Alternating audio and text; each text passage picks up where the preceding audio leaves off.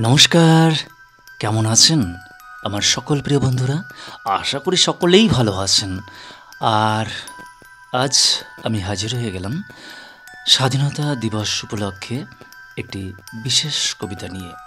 আশা করি কবিতাটি এর আগেও আপনারা শুনেছেন। আর কবিতাটি যে লিখেছেন তিনি আমার অত্যন্ত শ্রদ্ধেয় একজন লেখিকা, নাম দুর্গা বেরা। তার লেখা বেশ কিছু কবিতা এর আগে আমি পাঠ করেছি। আর এই কবিতাটি কবির না বলা কথা কাব্যগ্রন্থ থেকে প্রকাশিত।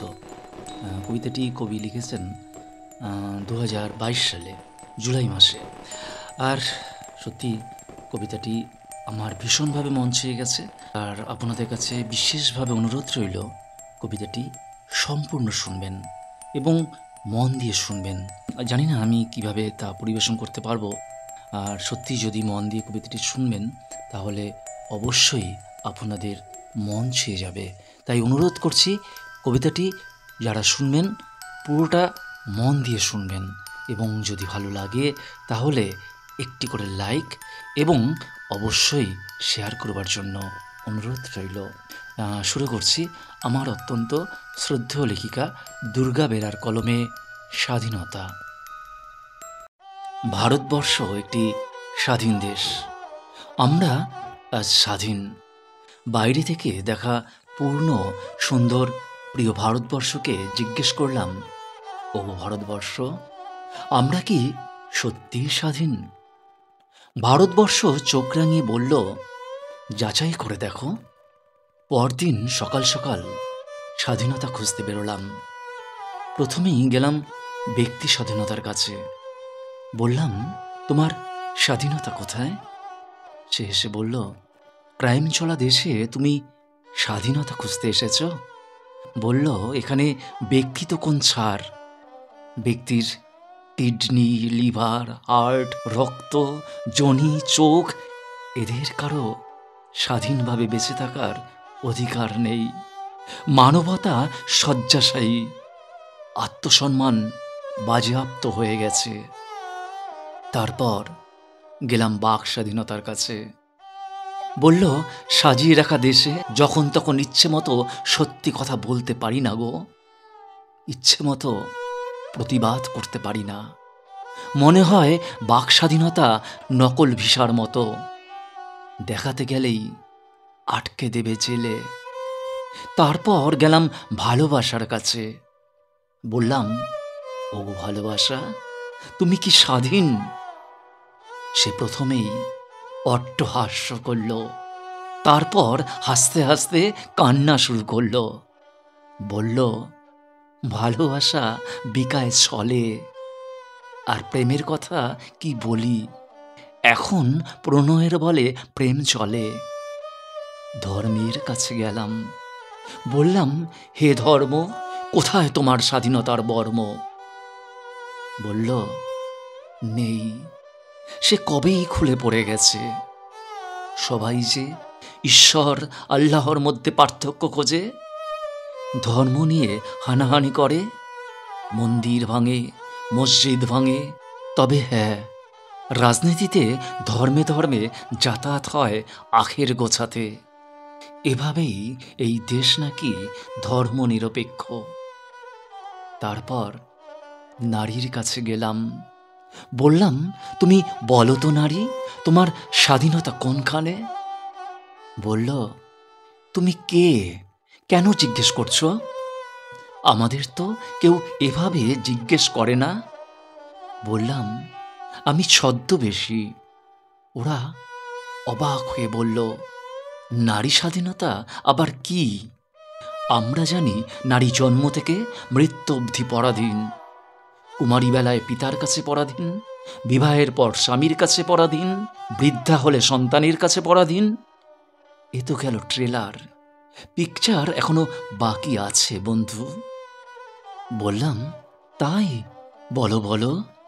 পাশ থেকে অন্য একজন নারী ওর পোশাক টেনে বললেন, চুপ কর হারামজাদি। ও বলল, থামো তো, ভয় কিসের? হাত থেকে জামা ছাড়িয়ে নিয়ে কান্না চেপে বলল, সোনার দেশে শুনবে কে আর নারীর নীরব কথা? এখানে ধর্ষকের উল্লাস আছে, ধর্ষিতার আর্তনাদের কোনো মূল্য নেই। মেয়েরাজ হামেশাই খুন হয়, হামেশাই জলে, হামেশাই আত্মহত্যা করে। চোখ মুছে বলল, এসব রোজকার সামাজিক জলখাবার। পতিতারা আজও সমাজচ্যুত, তারা নাকি নষ্টা। কিন্তু যেসব পুরুষ পতিতালয়ে রাত কাটায়, যারা নারীকে নষ্টা বানায়, তারা সমাজে বুক ফুলিয়ে ঘুরে বেড়ায়। সমাজে ট্রান্সজেন্ডারদের ঠাঁই হয় না, হিজড়ারা সমাজের বাইরে। নারী হয়েও ঋতুস্রাবকালীন দেবীর মন্দিরে প্রবেশ নিষিদ্ধ। আমাদের পোশাকের স্বাধীনতা নেই, প্রতিবাদের স্বাধীনতা নেই। আমাদের শ্লীলতাহানি হয় যত্রতত্র। বাপের বাড়িতে, শ্বশুর বাড়িতে যথেষ্ট সম্মান ও স্বাধীনতা নেই, এমনকি নিজের বাড়ি বলার অধিকারটুকুও নেই। এক নিঃশ্বাসে আরও অনেক কিছু বলতে যাচ্ছিল মেয়েটি।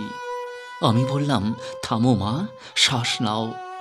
টাকা পিছন থেকে এসে বলল, জানো, আমরা স্বাধীন দেশে থাকতে পারি না, আমরা বিদেশি ব্যাংকে থাকি। আর কালো টাকা বলল, আমরা সুইস ব্যাংকে থাকি। আর কাটমানি বলল, আমি ডন মাফিয়াদের দখলে থাকি। পকেটে আমার জায়গা নেই, সেখানে এখন রিভলভার থাকে। এবার গণতন্ত্রের কাছে গেলাম। ও বলল, ভোটের দিন মানে ওই গণতান্ত্রিক অধিকার প্রয়োগ করার দিন লাশ পড়ে। অগ্রণীর চোখে আসন আগে, ক্ষমতা আগে, জনগণ নয়। মাথা টাকার জন্য ছোটে, নামের জন্য ছোটে, বদলে গণতন্ত্রকে খুন করে। রাজতন্ত্রে যেটা চলে সেটা গণতন্ত্র নয়, খেয়েই তন্ত্র। এবার সততার কাছে গিয়ে বললাম, তোমার স্বাধীনতা আছে? সে বলল, জীবনের খাতায় সততা নেই, আমরা অসাধুতার হাতে বন্দী। সততা আজ জরা জীর্ণ, সততার চরাচরে। এমনি করে ভারতবর্ষের স্বাধীনতা খুঁজতে গিয়ে হঠাৎ খেয়াল হলো সূর্য ডুবতে বসেছে, পায়ে জড়তা এসেছে, এগোতে পারছি না। পায়ের দিকে তাকিয়ে বললাম, তোমার আবার কি হলো? জুতো বলল, আমার চলার স্বাধীনতা নেই। আর রাস্তা বলল, আমার দোষ নেই, ভোট আসলে পিচ পড়ে। নমস্কার, আমার শ্রদ্ধেয় কবি দুর্গা বেরার কলমে স্বাধীনতা কবিতাটি যদি আপনারা সম্পূর্ণ শুনে থাকেন এবং আপনাদের যদি এতটুকু ভালো লেগে থাকে, তাহলে অবশ্যই একটি করে লাইক আর আপনাদের আত্মীয় স্বজন পরিজনদের কাছে শেয়ার করবার জন্য আবেদন রইল। এভাবেই বরাবরের মতো আমার পাশে থাকবেন, আর আপনারা সব সময় সুস্থ থাকবেন, ভালো থাকবেন, হাসিতে খুশিতে থাকবেন। নমস্কার।